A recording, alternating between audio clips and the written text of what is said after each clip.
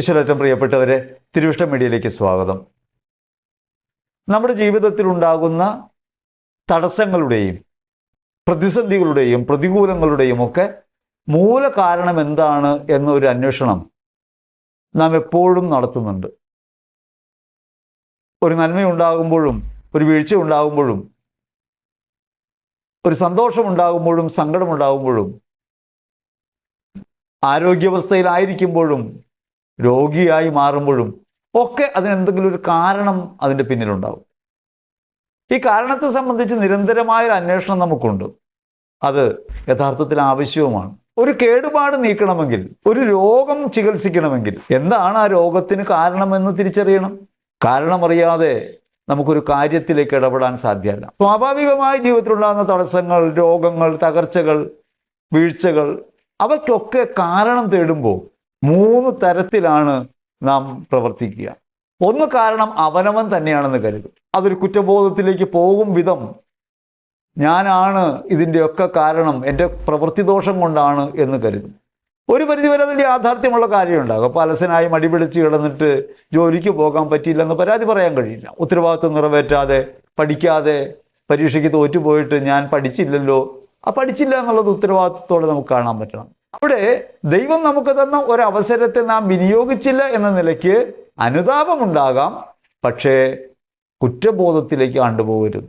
ഞാൻ പിഴച്ചുപോയി എന്നത്, ഞാൻ വീണുപോയി എന്നത് അറ്റത്തെ ഒരു കാര്യമല്ല. എൻ്റെ ദൈവത്തോട് ഞാൻ ഉത്തരവാദിത്വപൂർണമായി, വിശ്വസ്തതാപൂർണമായി പ്രതിപ്രവർത്തിച്ചില്ല എന്ന നിലയ്ക്ക് അനുതാപപൂർണമായിട്ട് കാണുകയാണ് വേണ്ടത്. നമ്മുടെ ഒരു വിജയത്തിൻ്റെ പിന്നിൽ നാം മാത്രമല്ല ഉള്ളത്. നമ്മുടെ സഹജീവികളുണ്ട്, ചുറ്റുപാടുകളുണ്ട്, ജീവിത സാഹചര്യങ്ങളുണ്ട്, അവസരങ്ങളുണ്ട്. ഇനി എല്ലാറ്റിനും പ്രധാനമായി ദൈവത്തിൻ്റെ കരം നമ്മോടൊപ്പമുണ്ട്. നാം ഈ പറഞ്ഞ പടികളൊന്നും തിരിച്ചറിയാതെ ഞാൻ നേടി, ഞാനാണ് അധികാരി എന്ന് പറയുന്ന, എല്ലാറ്റിൻ്റെയും ഉടയവൻ ഞാനാണെന്ന് ഭാവിക്കുന്നൊരവസ്ഥയിലേക്ക് നമ്മൾ വന്നാൽ നമ്മൾ അഹങ്കാരത്തിൽ വീഴും. ഇനി കുറ്റബോധത്തിലേക്ക് പോയാലോ, അവിടെയും ദൈവം നമ്മോടൊപ്പമുണ്ടെന്ന്, വീഴ്ചയിലും കൈവിടാതെ കൂടെ വരുന്നൊരു ദൈവമുണ്ടെന്നതും നാം മറന്നുപോകും. രണ്ടാമത് കാരണമായിട്ട് നമ്മൾ കണ്ടെത്തുന്നത് എപ്പോഴും മറ്റുള്ളവരാണ്. ജീവിതത്തിലെ എല്ലാ കഷ്ടതകൾക്കും കാരണം അവരനാന്ന് പറയാം. ഇങ്ങനെ അവരനെ കുറ്റം വിധിക്കുന്ന, അവരനെ നീക്കി നിർത്തുന്ന, വിദ്വേഷത്തിൻ്റെയും പകയുടെയും മനോഭാവം ജനിപ്പിക്കുന്ന ഒരു സ്വഭാവം നമുക്കുണ്ട്. എൻ്റെ ജീവിതത്തിലെ മുഴുവൻ കഷ്ടപ്പാടുകൾക്കും കാരണം എൻ്റെ പിതാവാണെന്നും, എൻ്റെ മാതാവാണെന്നും, ഭർത്താവാണെന്നും, ഭാര്യയാണെന്നും, മക്കളാണെന്നും ഒക്കെ പറയുന്ന, അല്ലെങ്കിൽ അയൽവാസിയാണെന്ന് പറയുന്ന അവരൻ കുറ്റവാളിയായി ചിത്രീകരിക്കപ്പെടുന്ന, എൻ്റെ ഒരു ഉത്തരവാദിത്വവും അതിനകത്തില്ല, എൻ്റെ ഒരു ഏജൻസി അതിനകത്തില്ല, ഇത് മുഴുവൻ അവരൻ്റെ കുഴപ്പം കൊണ്ട് സംഭവിച്ചതാണെന്ന് പറയുന്ന മനോഭാവം നമുക്കുണ്ട്. അങ്ങനെ പറഞ്ഞ് നാം നമ്മെ തന്നെ, സെൽഫിനെ രക്ഷിക്കും. ഇനി ഈ 2 പേർക്കും കേടില്ലാതെ വരണം. ചില സമയങ്ങളിൽ ഭാര്യയും ഭർത്താവും കൂടി ആലോചിക്കുകയാണ്, നമ്മുടെ ജീവിതത്തിലെ പ്രശ്നങ്ങൾക്കൊക്കെ കാരണം എന്താണ്. അപ്പോൾ നീയാണെന്ന് പറഞ്ഞ് 2 പേരും കുറ്റക്കാരാകും. അപ്പോൾ നമുക്കൊരു കോംപ്രമൈസിലെത്താം. ഇതെല്ലാം ചെകുത്താൻ്റെ പണിയാണ്, പിശാചിൻ്റെ പണിയാണ്. ഇങ്ങനെ പിശാചിൻ്റെ പണിയാണ് എന്ന് പറയുന്നതോടെ എൻ്റെ മേലുള്ള എല്ലാ കുറ്റവും നീങ്ങും. ഉത്തരവാദിത്വം ഏറ്റെടുക്കേണ്ട കാര്യമില്ല, അതിൽ എനിക്ക് ഭാഗഭാഗിത്വമില്ല. എൻ്റെ കുറവുകൾ ഏതുമല്ല, കാരണം പിശാചാണ്. ഈ പിശാചിനെ കേന്ദ്ര കഥാപാത്രമാക്കുന്ന പ്രവൃത്തി യഥാർത്ഥത്തിൽ എവിടെ നിന്ന് വന്നതാണെന്ന് നമ്മൾ ആലോചിക്കും. പ്രൊട്ടസ്റ്റിസത്തിൻ്റെ ആവിർഭാവത്തോടൊന്നൊരു കാര്യമാണ്. കാരണം കൂദാശകളെ വേണ്ടെന്ന് വെച്ചപ്പോൾ പാപത്തിൻ്റെ ഉത്തരവാദിത്വം സ്വയം ഏൽക്കുകയാണ് കുമ്പസാരത്തിൽ. എനിക്ക് സ്നേഹിക്കാൻ കഴിയുന്നില്ല, എൻ്റെ കുറവുണ്ട് എന്ന് പറയലാണ് കുമ്പസാരത്തിൽ. അവരനാണ് ഇതിൻ്റെ കുഴപ്പമെന്ന് പറയലല്ല, എൻ്റെ പ്രശ്നത്തിൻ്റെ ഉത്തരവാദി ഞാനാണ്, എനിക്ക് സ്നേഹിക്കാൻ കഴിഞ്ഞില്ല, എനിക്ക് ക്ഷമിക്കാൻ കഴിഞ്ഞില്ല എന്ന് കുമ്പസാരത്തിൽ ഏറ്റു പറയും. പക്ഷേ കുമ്പസാരം ഇല്ലാതായാലോ, അപ്പോൾ സ്വാഭാവികമായും അത് കുറ്റബോധത്തിലേക്ക് പോകും. അങ്ങനെ കുറ്റബോധത്തിലേക്ക് പോകാതിരിക്കാൻ കൗദാശിക പദ്ധതികളെ ഉപേക്ഷിച്ച, അല്ലെങ്കിൽ നിരാകരിച്ച സമൂഹം കണ്ടെത്തിയ ഒരു എളുപ്പ വഴിയാണ് എല്ലാറ്റിൻ്റെയും കാരണം പിശാചാണ്. ജീവിതത്തിൽ നേരിടുന്ന എല്ലാ തകർച്ചകളുടെയും തടസ്സങ്ങളുടെയും കാരണക്കാരൻ പിശാചാണ്. പാപത്തിൻ്റെ കാരണം പിശാചാണ്. തെറ്റ് ചെയ്യുന്നുവെങ്കിൽ അത് ഞാനല്ല, എന്നിൽ പ്രവർത്തിക്കുന്ന തിന്മയാണ് എന്ന റോമർ ലേഖനത്തിലെ ഒരു വചനം, പാപത്തിന്റെ ശക്തി എന്നീ പ്രവർത്തിക്കുന്ന വചനം എടുത്തുകൊണ്ട് ഉത്തരവാദിത്വം മുഴുവൻ പിശാചിന്റെ കയ്യിലേക്ക് ഏൽപ്പിച്ചിട്ട് അവർ പറയുകയാണ് പിശാചിന് ഉച്ചാടനം ചെയ്യുക. അതുകൊണ്ട് പെന്തക്കോസ്റ്റൽ മൂവ്മെന്റുകാരും പ്രൊട്ടസ്റ്റന്റ് വിഭാഗക്കാരും ഒക്കെ എപ്പോഴും ഒരു കൂട്ടായ്മ ഉണ്ടായാൽ ആദ്യം ചെയ്യുന്നത് തിന്മയെ ബഹിഷ്കരിക്കുക. കാരണം അവർക്ക് ഞാൻ പാപി, എൻ്റെ കുറവ് എൻ്റെ ഈശോ ഏറ്റെടുത്തു, ഞാൻ ഈശോയുടെ സ്നേഹത്തിലല്ല, എൻ്റെ കുറവാണതെന്ന് പറയാൻ കഴിയുന്നൊരു അനുതാപത്തിന്റെ വഴിയില്ല. അനുതാപത്തിന്റെ വഴി ഉണ്ടായാൽ അത് മോചിക്കുന്ന ഒരു വഴി വേണ്ടേ? അപ്പൊ പാപസങ്കീർത്തനം ഇല്ല. പാപസങ്കീർത്തനം ഇല്ലാത്തതുകൊണ്ട് തന്നെ മോചനം ലഭിക്കാതായാൽ കുറ്റബോധത്തിലേക്ക് വീഴും, അത് തകർച്ചയ്ക്ക് കാരണമാകും. അതുകൊണ്ട് ഈ കുറ്റം മുഴുവൻ പിശാചിൽ ആരോപിച്ചു. ഇന്ന് നമ്മുടെ പുരോഹിതരുമടക്കം ഇത്തരം ഈ പിശാചിനെ കയറി എല്ലാറ്റിൻ്റെയും കുഴപ്പങ്ങളുടെ കാരണക്കാരനായിട്ട് സ്ഥാപിക്കുന്നൊരു പ്രവൃത്തിയുണ്ട്. വീട്ടിൽ കലഹം ഉണ്ടായാൽ, സാമ്പത്തിക തകർച്ച ഉണ്ടായാൽ, ബിസിനസ് തകർന്നാൽ, ജീവിതത്തിൽ എന്ത് നിരാശകരമായ കാര്യം ഉണ്ടായാലും, രോഗം ഉണ്ടായാലും അതിൻ്റെ ഒക്കെ കാരണം പിശാചാണ്. എന്നിട്ട് പറയും നിങ്ങൾ ഭയപ്പെടേണ്ട, പിശാചാണ് ഇതിൻ്റെ മുഴുവൻ പുറകിൽ. നിങ്ങൾ ആലോചിച്ച് നോക്കിയേ, സ്വാഭാവികമായി തന്നെ നമ്മുടെ കൂടെ ദൈവം ഉണ്ടെന്ന് പറഞ്ഞാൽ വിശ്വസിക്കാനാണോ എളുപ്പം? പിശാചുണ്ടെന്ന് പറഞ്ഞാൽ വിശ്വസിക്കാനാണോ എളുപ്പം?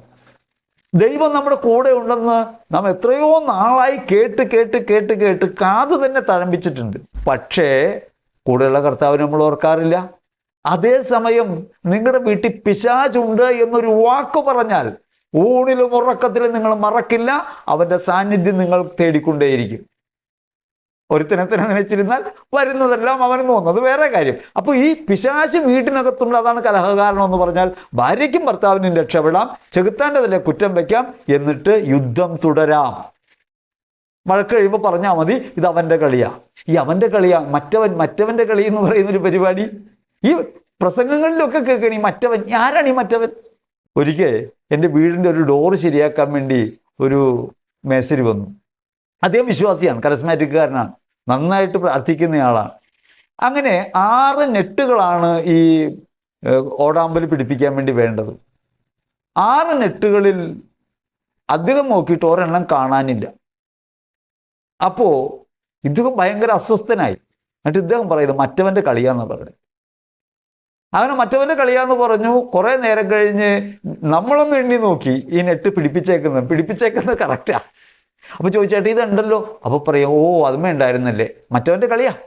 നമ്മൾ ഒരു മിഥ്യയെ നമ്മുടെ ജീവിതത്തിലെ പ്രതിസന്ധികളുടെയൊക്കെ സ്ഥാനത്ത് ഇതാണ് കാരണമെന്ന് പറഞ്ഞ് അവരോധിച്ചാൽ നമുക്ക് താൽക്കാലികമായി അതിൻ്റെ ഉത്തരവാദിത്വത്തിൽ നിന്ന് രക്ഷപ്പെടാൻ പറ്റും. പക്ഷേ നാം കണ്ടെത്തിയത് കാരണമല്ല. നിങ്ങൾ ആലോചിച്ച് നോക്കിയേ, സമ്പത്ത് തകർക്കുന്ന പിശാച് സമ്പത്ത് തകർത്താൽ നമ്മൾ പിശാചിൻ്റെ കൂടെ പോകുമോ? നമ്മുടെ സമ്പത്ത് തകർക്കുന്നത് പിശാചാണെന്ന് പറഞ്ഞാൽ നമ്മൾ ദൈവത്തിൻ്റെ കൂടെ അല്ലേ നിൽക്കൂ.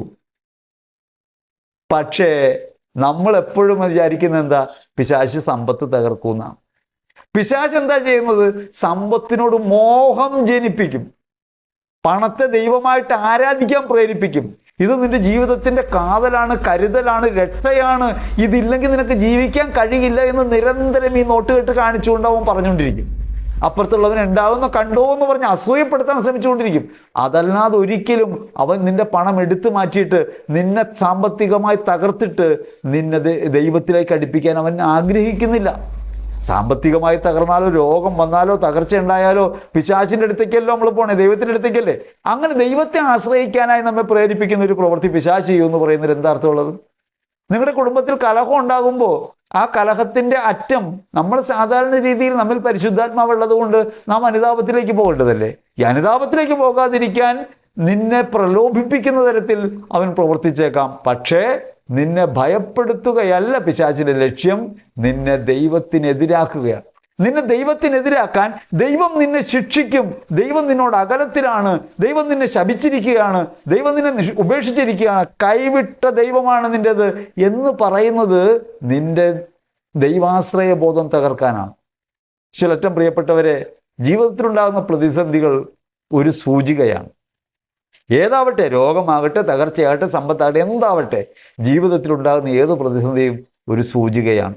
ആ സൂചിക നമ്മോട് പറയുന്നത് ദൈവം നിന്റെ അടുത്തുണ്ടെന്ന്. കാനായിലെ കല്യാണ വിരുന്നിന് അവിടെ വീഞ്ഞു തീർന്നു പോകുന്നു.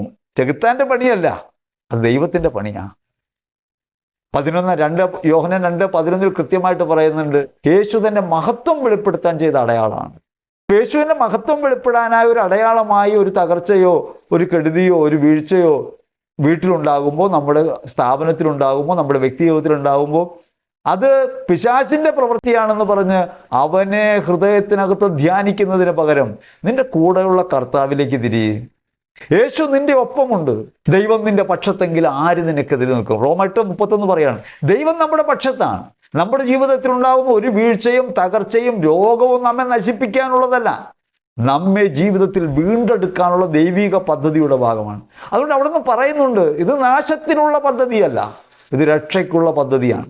നമ്മെ വഴിതിരിക്കാനായി, നമ്മെ വേറെ മാർഗത്തിലേക്ക് തിരിക്കാനായി, നമ്മെ കൂടുതൽ കരുത്തുള്ളവരാക്കാനായി ദൈവം നിരവധിയായ അവസരങ്ങളിലൂടെ കൊണ്ടുപോകും. അതുകൊണ്ടാണ് യോഹന്നാൻ ശ്ലീഹ പറയുന്നത്, വെട്ടിയൊരുക്കുന്ന ദൈവം. അതുകൊണ്ട് ജീവിതത്തിലുണ്ടാകുന്ന പ്രതിസന്ധികൾ അവസാനത്തെ തകർച്ചയായിട്ട് കാണരുത്. അക്ബറിന്റെ സദസ്സിലെ ബീർബൽ, പണ്ഡിതനായ ബീർബൽ, അക്ബറിന്റെ ആവശ്യപ്രകാരം ചുവരിൽ എഴുതിയൊരു വാക്യമുണ്ട്, ഈ നേരവും കടന്നു പോകും. ഓർക്കണം, ഈ നേരവും കടന്നു പോകും. മരണം കുരിശിൽ അവസാനിക്കുന്നതല്ല. കുരിശിൽ അവസാനിക്കുകയല്ല യേശു, ഉദ്ധാനത്തിലേക്ക് തിരികെ വരികയാണ്. അപ്പൊ ഈ ഉദ്ധാനം എന്ന് പറയുന്ന ഒരു മഹത്വത്തിലേക്ക് വരാൻ മരണം എന്നൊരു കടമ്പയുണ്ട്, തകർച്ച എന്നൊരു കടമ്പയുണ്ട്. അതുകൊണ്ട് ഇന്ന് ഏതവസ്ഥയിലാണെങ്കിലും നിങ്ങൾ തകർന്ന അവസ്ഥയിലേക്ക് നോക്കാതെ നിങ്ങൾ കർത്താവിലേക്ക് നോക്കാൻ പഠിക്കും. കൂടെയുള്ളവൻ, കരുത്തനായവൻ, വീണാൽ എഴുന്നേൽക്കാൻ ശക്തി നൽകുന്ന ദൈവം അകമയുണ്ടെന്ന പരമാർത്ഥം തിരിച്ചറിഞ്ഞാൽ നമുക്ക് വീഴ്ചകളൊക്കെ ഉയർച്ചകളായിട്ട് മാറ്റാൻ പറ്റും. നിങ്ങൾ ഭയപ്പെടേണ്ടതില്ല എന്ന് കർത്താവ് പറഞ്ഞത് അഭയമായവൻ മാറിയതുകൊണ്ടാണ്. അഭയമായി ക്രിസ്തുവുണ്ട്. അങ്ങനെ അഭയമായുള്ള ക്രിസ്തുവിനെ തിരിച്ചറിഞ്ഞ് ജീവിതത്തിൽ പോകാൻ പറ്റണം. സാമ്പത്തിക തകർച്ച ഉണ്ടായാൽ അതോടെ ജീവിതം വെച്ചു മടക്കേണ്ട കാര്യമില്ല. സാമ്പത്തിക തകർച്ചയും രോഗങ്ങളും വീഴ്ചകളും ഒക്കെ മനുഷ്യ സഹജമാണ്. ഈ ലോകത്തിന്റെ ഭാഗത്ത് ഇതെല്ലാം ഉണ്ട്. 800 കോടി മനുഷ്യർ ഇത് അനുഭവിക്കുന്നുണ്ട്. ഉള്ളവനും ഇല്ലാത്തവനും വേദനകളുണ്ട്, രോഗങ്ങളും തകർച്ചകളും പീഡകളും ഉണ്ട്. ഇതൊക്കെ ജീവിതത്തെ നശിപ്പിക്കുന്നതാണ്. ഇതോടെ തീർന്നു പോകുമെന്ന ഭയം ജനിപ്പിക്കുന്നത് പൈശാചിക ശക്തികളാണ്. അല്ലെങ്കിൽ ആ ഭയത്തിലേക്ക് തള്ളിവിടുന്ന രീതിയിൽ നിങ്ങളുടെ വീട്ടിൽ പിശാചുണ്ട്, നിങ്ങളുടെ ബിസിനസ്സിന്റെ മേൽ അവൻ കണ്ണുവെച്ചിരിക്കുന്നു, നിങ്ങളുടെ മേൽ അവൻ കണ്ണുവെച്ചിരിക്കുന്നു, അതുകൊണ്ട് കർത്താവിനോട് ഒട്ടി നിൽക്കുക എന്ന് പറയുന്ന ഒരു ഭീഷണി ഉണ്ടല്ലോ. ആ ഭീഷണി നിങ്ങൾ തിരിച്ചറിയേണ്ടതുണ്ട്. അത് ഭയപ്പെടുത്തുന്ന ഭീഷണിയാണ്. നിങ്ങൾ മനസ്സിലാക്കേണ്ടത്, നിങ്ങൾ ഏതവസ്ഥയിലാണെങ്കിലും, നിങ്ങൾ എങ്ങനെയാണെങ്കിലും, നിങ്ങൾ കർത്താവ് പറയുന്ന അനുസരിച്ചോ അനുസരിക്കാതോ ജീവിച്ചാലും കർത്താവ് നിങ്ങളോടൊപ്പമാണ്. ഈ ശിഷ്ടന്റെയും മേൽ മഴ പെയ്യുകയും നീതിമാന്റെയും നീതിരഹിതന്റെയും മേൽ സൂര്യൻ ഉദിപ്പിക്കുകയും ചെയ്ത ദൈവം നിങ്ങളുടെ കൂടെയുണ്ട്. ഈ ലോകത്തെ സകല മനുഷ്യരുടെയും കൂടെയാണ്.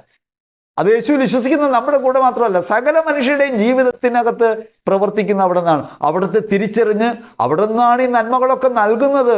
ഈ ഭൗതികമായ നേട്ടങ്ങളുടെയൊക്കെ പുറകിൽ അവിടെ നിന്നാണെന്ന് പറഞ്ഞ് നന്ദിയോടെ അവിടുത്തെ സ്തുതിക്കാനായാൽ നിങ്ങൾക്ക് അതുകൊണ്ട് രക്ഷയുടെ അനുഭവത്തിലേക്ക് പ്രവേശിക്കാം. അങ്ങനെയാകുമ്പോൾ നിങ്ങളുള്ളവ പങ്കുവെക്കേണ്ടി വരും. കാരണം ദൈവം തന്നത് ദൈവത്തിൻ്റെ ആണല്ലോ, അതെല്ലാവരുടെയും കൂടിയാണല്ലോ, അതെല്ലാവർക്കും വേണ്ടിയാണല്ലോ. അങ്ങനെ നിങ്ങൾ എല്ലാവർക്കും വേണ്ടിയാണെന്ന് വിചാരിച്ച് നിങ്ങൾക്കെല്ലാം കൊടുക്കാൻ പറ്റും. ഇനി എൻ്റെ തകർച്ചകളുടെ പുറകിൽ ദൈവമാണെന്ന് തിരിച്ചറിയാത്തത്, എൻ്റെ വീഴ്ചകളുടെയൊക്കെ പുറകിൽ ദൈവമുണ്ട്. ആ ദൈവം എന്തിനാ എന്നെ വീഴ്ത്തുന്നത്? അത് കഴുകൻ കൂടിളക്കുന്ന പോലെയാ. മാമരത്തുഞ്ചത്തിരുന്ന കഴുകൻ കൂടിളക്കി കുഞ്ഞിനെ താഴേക്കിടുന്നത് കൊന്നുകളയാനല്ല. ആ കുഞ്ഞ് താഴെ വീഴുന്നതിന് മുൻപ് അതിനെ ചിറകിൽ വഹിക്കുന്ന കഴുകൻ. ദൈവത്തെ കഴുകനായിട്ട് കാണുന്ന അങ്ങനെയാ, ചിറകിൽ വഹിക്കുന്ന കഴുകൻ. ആ കഴുകനുണ്ട് കൂടെ, ഉയർത്തെഴുന്നേറ്റ ഒരുവൻ. അതുകൊണ്ട് മരണമെന്ന അവസാന ശത്രുവിനെ തോൽപ്പിച്ച ഒരുവൻ കൂടെ ഉണ്ടെന്ന ധൈര്യത്തോടെ, ആത്മധൈര്യത്തോടെ നമുക്ക് ജീവിക്കാൻ പറ്റണം. ശരറ്റം പ്രിയപ്പെട്ടവരെ, കാര്യവും കാരണവും അവനാണ്. ആ കാര്യവും കാരണവുമായ അവനാണ് എൻ്റെ അകമേ വസിക്കുന്നതും ഈ പ്രപഞ്ചത്തിൻ്റെ മുഴുവനും നാഥനും. ആ ഒരു ബോധ്യത്തോടെ, വിശ്വാസത്തോടെ, ഉറപ്പോടെ, ധൈര്യത്തോടെ, ആത്മധൈര്യത്തോടെ നാം ഈ ഭയത്തെ നേരിടേണ്ടതുണ്ട്. പൈശാചിക തിന്മകളെ നേരിടേണ്ടതുണ്ട്. വിശ്വാസപൂർവം നമുക്ക് തമ്പുരാനിലേക്ക് തിരിയാം. അവൻ അകമേ എന്ന ബോധ്യത്തോടെ, അവരിൽ എന്ന ബോധ്യത്തോടെ ജീവിതത്തിൻ്റെ ഏത് പ്രതിസന്ധിയെയും അതിജീവിക്കാം. ദൈവം നിങ്ങളെ അനുഗ്രഹിക്കും.